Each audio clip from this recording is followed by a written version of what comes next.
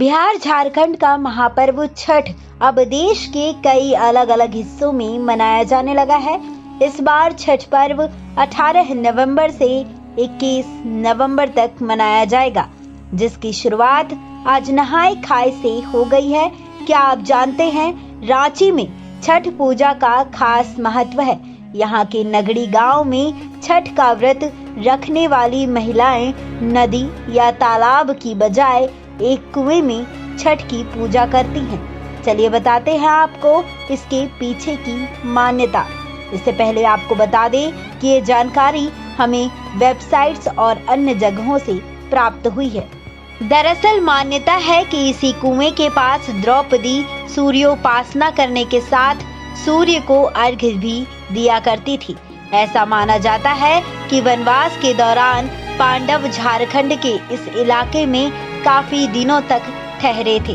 कहते हैं कि एक बार जब पांडवों को प्यास लगी और दूर दूर तक पानी नहीं मिला, तब द्रौपदी के कहने पर अर्जुन ने जमीन में तीर मारकर पानी निकाला था।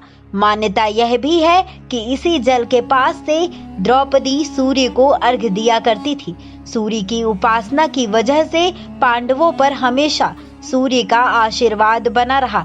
यही कारण है कि यहाँ आज भी छठ का महापर्व बड़ी धूमधाम से मनाया जाता है।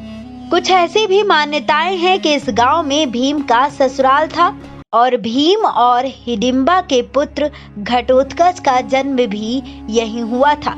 एक दूसरी मान्यता के मुताबिक महाभारत में वर्णित एक चक्रा नगरी नाम ही अपभ्रंश होकर अब नगड़ी हो गया है। स्वर्ण रेखा नदी दक्षिणी छोटाना गपुर के इसी पठारी भूभाग से निकलती है। इसी गांव के एक छोर से दक्षिणी कोयल तो दूसरे छोर से स्वर्ण रेखा नदी का उद्गम होता है। स्वर्ण रेखा झारखंड के इस छोटे से गांव से निकलकर उड़ीसा और पश्चिम बंगाल होती हुई गंगा में मिले बिना ही सीधी समुद्र में जाकर मिल जाती है। इस नदी का सोने से भी संबंध है, जिसकी वजह से इसका नाम स्वर्ण रेखा पड़ा है।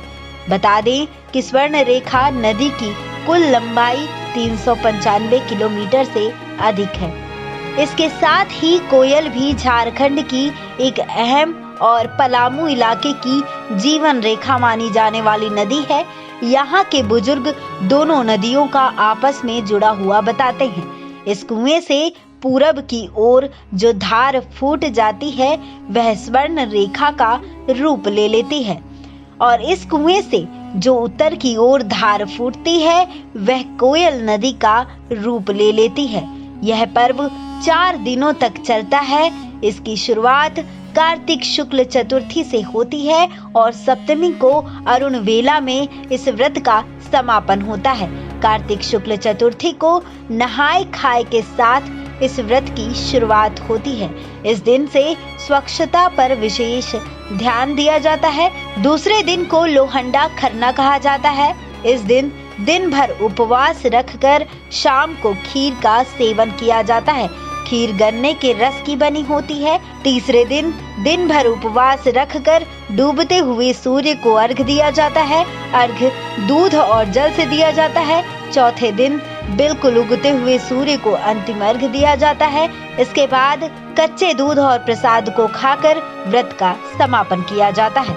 जानकारी कैसे लगी आप हमें कमेंट बॉक्स में कमेंट कर जरूर बताएं। नेक्स्ट 9 स्पिरिचुअल से श्रुति की रिपोर्ट।